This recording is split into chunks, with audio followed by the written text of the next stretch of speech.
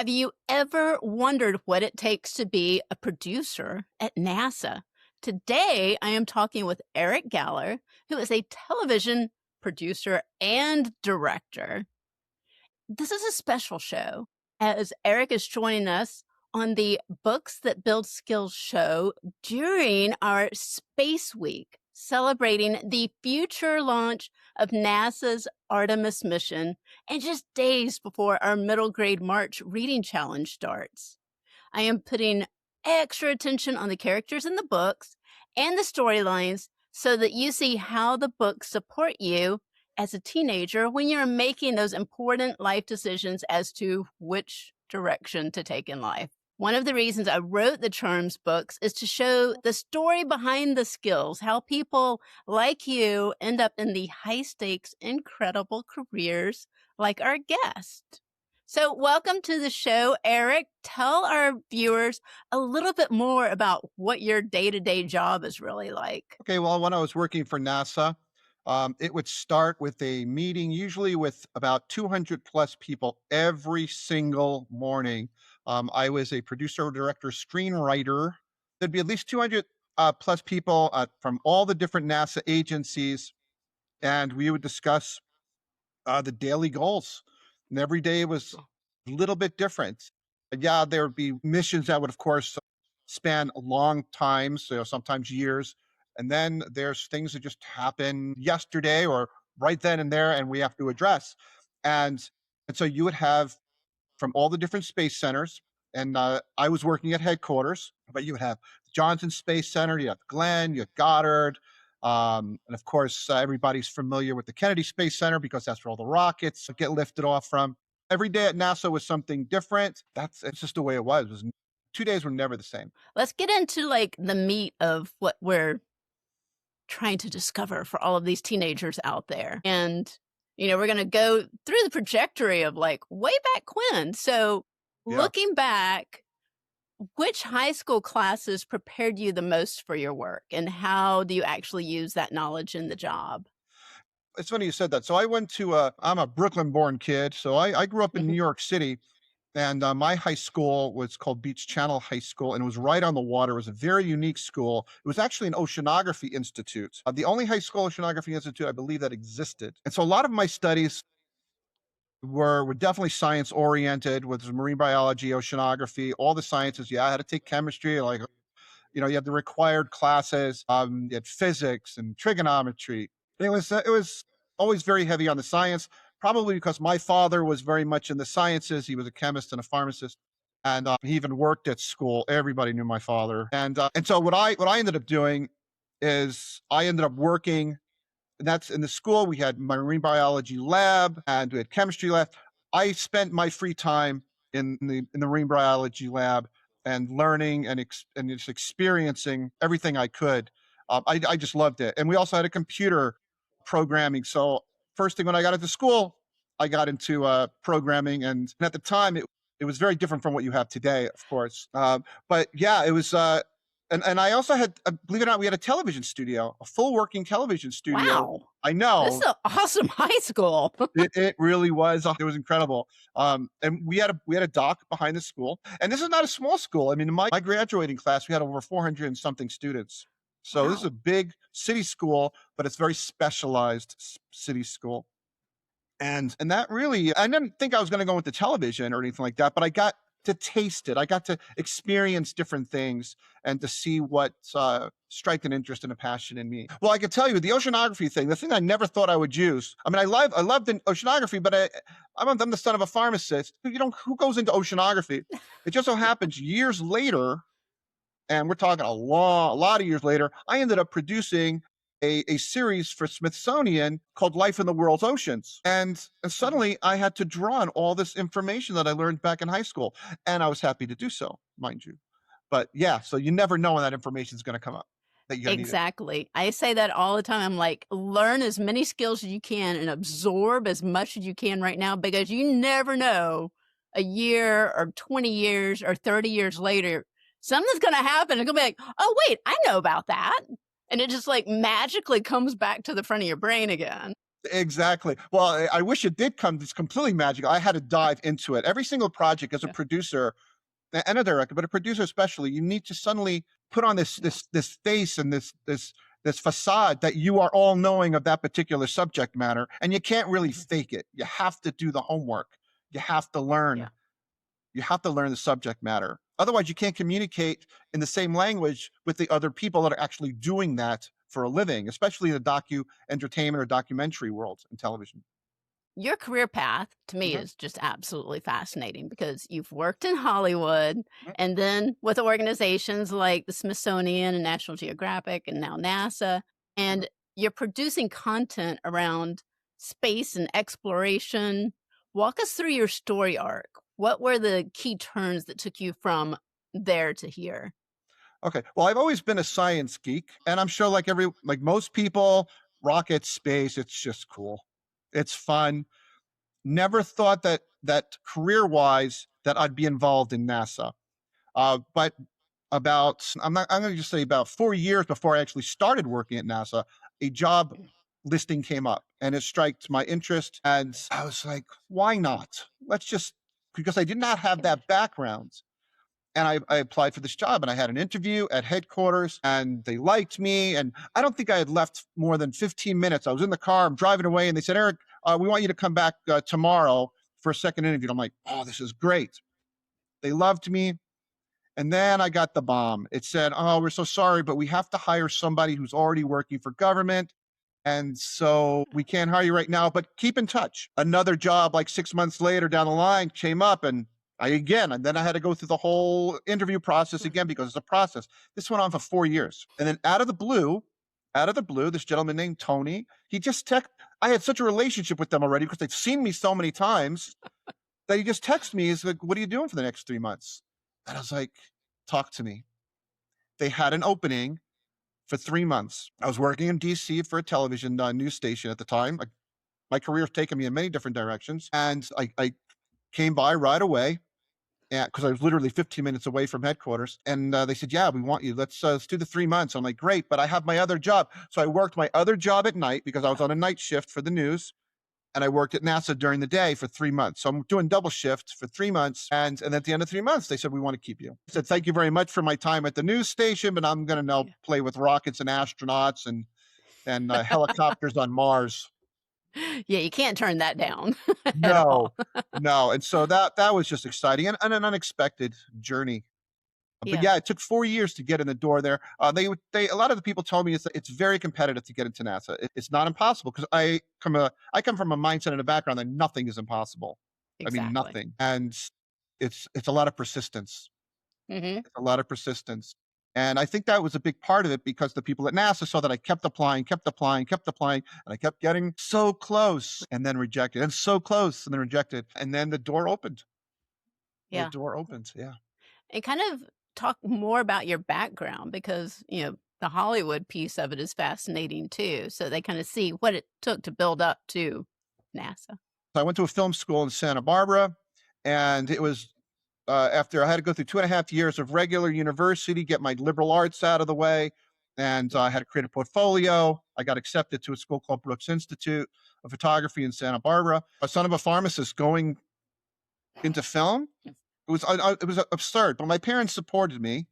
It was very foreign to them because nobody I knew was in the entertainment industry. When I was my first year in college, I learned that people make a living. Mhm. It's not something that's not tangible. I took as many classes outside of film school that I could take. I started taking acting classes at the city college because my Yeah. professors were saying if you're going to talk to an actor and you want to direct, you got to understand the mindset of the actor. Then I took classes down at UCLA, which is a 2 hour drive south from Santa Barbara to Los Angeles. I was doing that on weekends as well, getting as many classes, taking internships.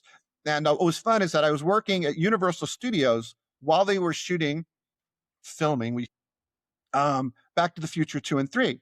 So I was there on set while they were doing like the hoverboard scenes in the future. I'm sure everybody that is familiar with the Back to the Future movies. Now, I wasn't working for them. I was working for Universal, and I was actually working in a building called 50 at the time, which was just editing.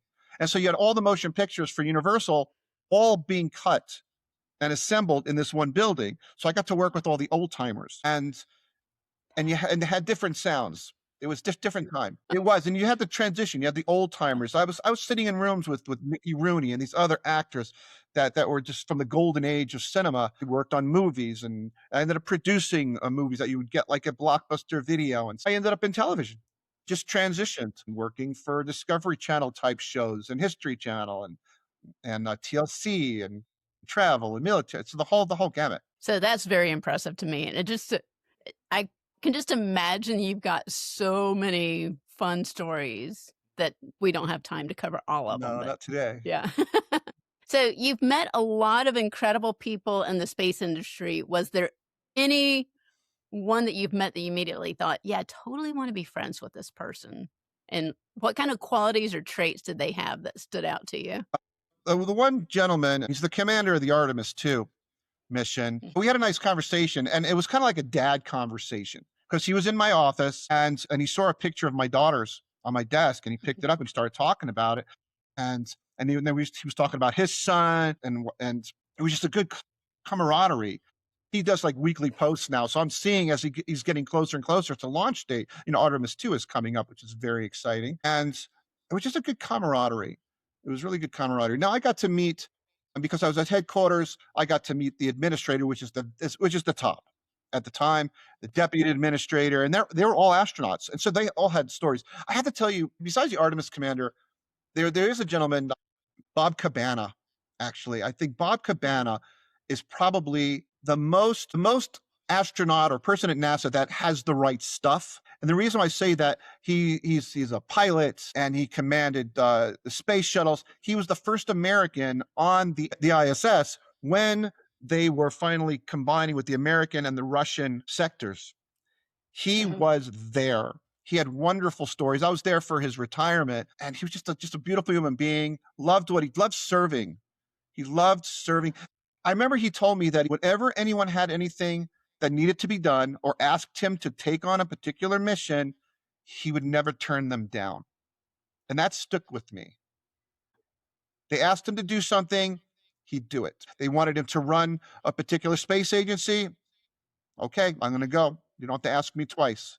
And that was the kind of person. He had the right stuff. He has the right stuff. He's still out there. You've been on site for countless rocket launches and astronaut interviews at NASA. Mhm. When you're standing there and a launch is happening, what does it actually feel like in that moment knowing that you're watching history be made in real time? It's vibrant. It's exciting. You first of all, you're not very close to the rocket launch pad. I mean, you're a good distance away for safety. People are at a distance, but you can feel it in the air. You can hear it. First of all, you're hearing it after it takes place. So there's always a delay. Once the rocket launches, there's a delay of the actual sound.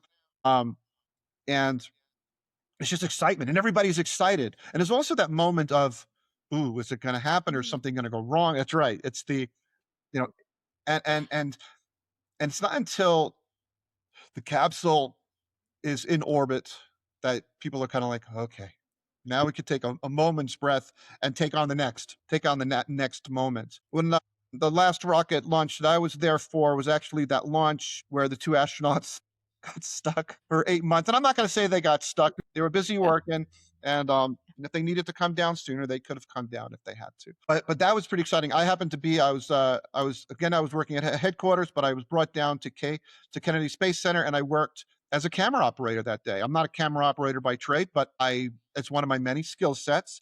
As a producer, I always feel you got to know how to use your tools again to communicate to other camera people. And so I was on top of the vehicle assembly building for that launch. Which and in fact, they asked me. They said, "Eric, where do you want to be?" And I'm like, "I don't know." They said, "Well, the best view is on top of the vehicle assembly building." And so that's where I was stationed.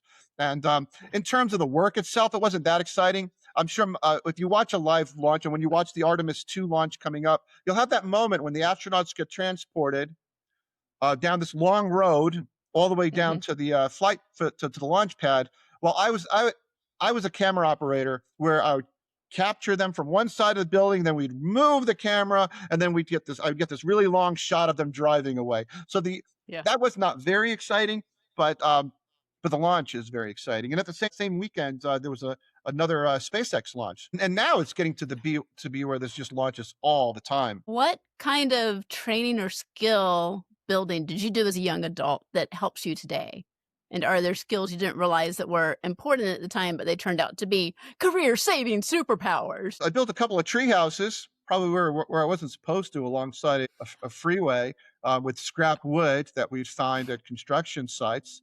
It's very, Yeah. very Tom Sawyer. I had a little bit of a Tom Sawyer type, even though I was in New York City. I also grew up only a few blocks from the water as well. Um, and I liked building things.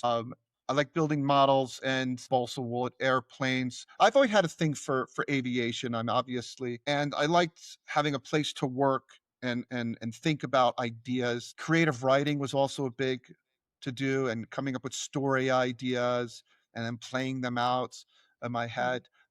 My father loved mhm. photography. It would take him forever to take a picture, though. He would just stand there and and the thing is, back then, you'd have a film camera and you'd have, what, 12 exposures or 24 Yeah, and you exposures? had to manually adjust the exposure and aperture yourself. It Yes. didn't automatically happen. Right. Exactly. Yeah. Exactly. You had to think about it. And so, Yes. yeah, so you'd have a light meter, and you'd have to get the right exposure and make sure the ISO is correct. And my father also handed me a film camera, a regular 8 motion picture camera. And then we went to Super 8, and then we'd cut some stuff together. But again, it was a hobby. I never Yeah. thought you could turn a hobby or a passion into a A career. real job. Who thunk? Who thunk? No, it was I went to a career fair Mhm. when I was a freshman in college, and I walked up to this booth, and they had a student-run video studio. Could make your own videos, and in a That's studio cool. with control room, and mess around, fool around, and just be silly and Yeah. try things. That was the thing. We could just try things, and if it didn't work out, that's okay, because you could learn from that. You always learn from your failures, and so we had a lot of failures, a lot Mhm. of scripts that were not funny, cuts and camera work that was not very aesthetically pleasing, but you learn that way. And and Mhm. and and and so it kind of prepared me. And I actually, when I'm a freshman in college, I started working for a TV station on Tuesday and Wednesday nights in Manhattan on East 23rd Street. I made $15 per show. Yeah. Was it 15 or 10? Yeah, it was Per like, I think it was show. Yeah. per show. Per Not per show. hour, per show. Per show, that's right, per Yeah. show. So I'd maybe work 3 shows a night, but I'd have to stick around for 5 hours or 6 Yeah. hours. But it wasn't about the money. It Yeah, it was wasn't about about the the money. experience. It's getting the experience and meeting people, and these were live shows. This is before internet. This is before regular cable TV. Yeah. Yeah. Yeah, we need to, like, put the disclaimer out there, kids. This was before what you have now, because just about every single high school now has this whole video production type class. Right. And back then, when Eric and I were in high school and college, it was amazing when you had, your video studio to go to. My high school did not have that. My Yeah. college did not have that. I went to art college. This was like some primo experience happening here. Absolutely. I took advantage of everything I could, because Mhm. my junior high and elementary school, they didn't have anything like that. And when I went to this Yeah, high school that had it was wow, it was like the Wizard of Oz. You had all these things. yeah. I took advantage of it. I learned instruments. I really believe that every person should learn an instrument, involve music in their lives. When I was Mhm. 7, I started on the piano. When I got into high school, I played the trumpet, and I got in after a year of struggle, because I'm not a natural trumpet player. There's some people are. I am not.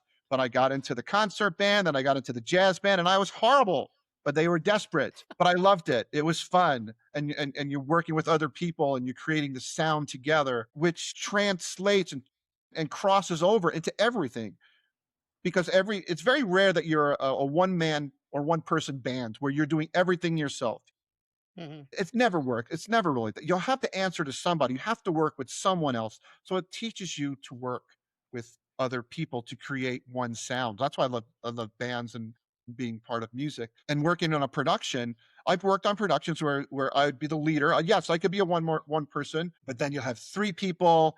And then I've worked on shows we had 60 people, not including the cast and the studio mothers and the studio teachers. But the goal is always the same. You're working together to complete a goal. And Yeah. so those things that I learned in high school, whether it was working in the lab or in being in a band or being on a swimming team, I was on a swimming team, you're working together. Those lessons, all those skills combined, I think applied to my professional and adult life, learning how to work with other people and be a leader at the same Yes. time. Yeah, it's such an important skill. And Absolutely. it's fun too to think about a lot of what you're doing is what people right now would go, "Oh, those were the fun, easy classes." "Oh, you got to go to band, and oh, you were doing all these fun things." Because there is so much pressure now on high school students to take the AP classes and be very concentrated. But, layering in the band and swim team and being at a cool high school where you have all these different experiences, that really helps to build you out as a person. And these are skills that, as you've said before, you're using skills on a show for oceanography related information because of the high school you went to, It's like Yeah. all of these little things are so, so important, and they might not help with getting into whichever college that you want to go to, but it's going to help in life, which is the most important thing is what happens beyond college. Or I agree 1,000 times percent. It's the different experiences. It's not just about the grade. if you could leave our Space Week viewers with one message about courage or curiosity or taking risk, what would it be? Have courage and take lots of risks. Um, Yes. I like that. I used to say sky's the limit, sky's not the limit, obviously. Yeah. Now to infinity and beyond. To beyond, it is, I say, try it, fail, try it again, fail, try it again, you might fail. Everything you work at, you will get better at. That I learned from a martial artist. Things that you work at, you get better at, which is the truth. Mhm. So if you happen to do well, great, you'll only get better. And if you happen to be weak, you'll only get stronger. But you have to do it. You have to apply it and repetition and just do the work. Well, thank you for being on the show with us, Eric. Everyone go check out his background on LinkedIn. It is mind blowing. Kids, take notes because his career path is a great one to follow. And thank you for watching Books That Build Skills. If today's story sparked an idea or gave you courage or helped you see what's possible, then we did our job. Now remember, skills aren't born, they are built. One choice, one challenge, and one brave step at a time. So hit subscribe, follow along, share this with someone who needs it, and keep exploring, building, reading, and dreaming big. I'm Loxley Browne. This is Books That Build Skills, and you're just getting started.